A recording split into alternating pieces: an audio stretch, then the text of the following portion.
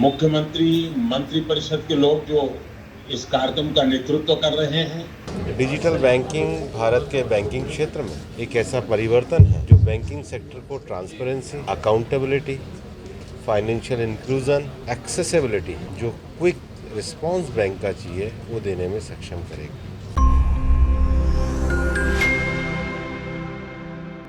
पूरे देश में मनाए जा रहे 75वां अमृत महोत्सव को लेकर आज फरीदाबाद में केंद्रीय श्रम मंत्री भूपेंद्र यादव पहुंचे। फरीदाबाद में उन्होंने डिजिटल बैंकिंग कार्यक्रम का शुभारंभ किया। इसकी शुरुआत हरियाणा में HDFC बैंक से की गई। ऐसा माना जा रहा है कि इस योजना के शुरू होने से शहर में सारा काम पेपरलेस हो जाएगा।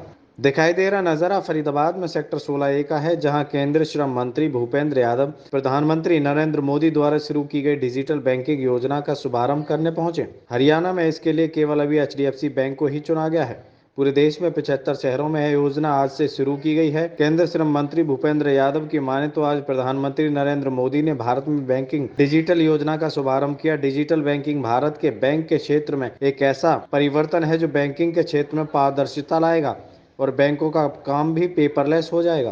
आज प्रधानमंत्री जी ने पूरे देश में डिजिटल बैंकिंग की शुरुआत करी है। डिजिटल बैंकिंग भारत के बैंकिंग क्षेत्र में एक ऐसा परिवर्तन है जो बैंकिंग सेक्टर को transparency, accountability, financial inclusion, accessibility और सबसे ज़्यादा ईज़ ऑफ लिविंग और ईज़ ऑफ डूइंग के लिए जो क्विक रिस्पांस बैंक का चाहिए वो देने में सक्षम करेगा। माननीय प्रधानमंत्री जी के नेतृत्व में भारत डिजिटल क्रांति की ओर बढ़ रहा है। डिजिटल क्रांति का अर्थ ये है कि ज़्यादा से ज़्यादा लोगों को देश की सुविधाओं का सही समय पर लाभ मिले और ये भारत के आने वाले समय के आत्मनिर्भर भारत के लिए एक बड़ा कदम है। मैं फाइनेंशियल सर्विसेज के सभी अधिकारियों को शुभकामनाएं देना चाहता हूं और विश्वास करता हूं माननीय प्रधानमंत्री जी के नेतृत्व में हमारा देश एक फाइनेंशियल सुपर पावर की ओर भी बढ़ेगा। कुछ ही दिनों पहले हमने देखा है कि भारत ने $5 ट्रिलियन की इकोनॉमी को बना करके आज दुनिया में एक महत्वपूर्ण मुकाम हासिल करा है।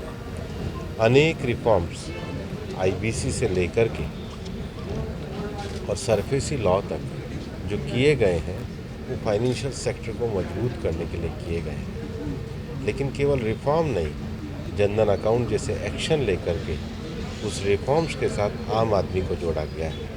प्रधानमंत्री जी की संकल्पना भारत को आर्थिक रूप से मजबूत बनाने की है। इसके साथ ही साथ गरीबों के जीवन में परिवर्तन लाकर उनको ज़्यादा समावेशी समाज की ओर जोड़ते हुए मजबूत बनाने। माननीय मोदी जी ने पूरे देश के अंदर एक 75 जो बैंकों को डिजिटल करने का काम किया है, जो 75वां हम अमृत महोत्सव मना रहे हैं, तो उसको लेकर के आज 75 देश में 75 जगह 75 बैंकिंग को डिजिटल किया गया है और डिजिटल करने के साथ साथ उसको पेपरलेस कर दिया गया है। तो जो भी लेन देन की सुविधा है, लोगों के जो आमजन बैंक से जुड़ा हुआ है, उसको एक बहुत आसान तरीका मिल गया है। वो घर बैठे बैंकिंग का काम बड़ी आसानी से करता है, चाहे अकाउंट ओपन करने की बात हो या पैसा डिपॉजिट कराने की बात हो या पैसा विड्रा करने की बात हो।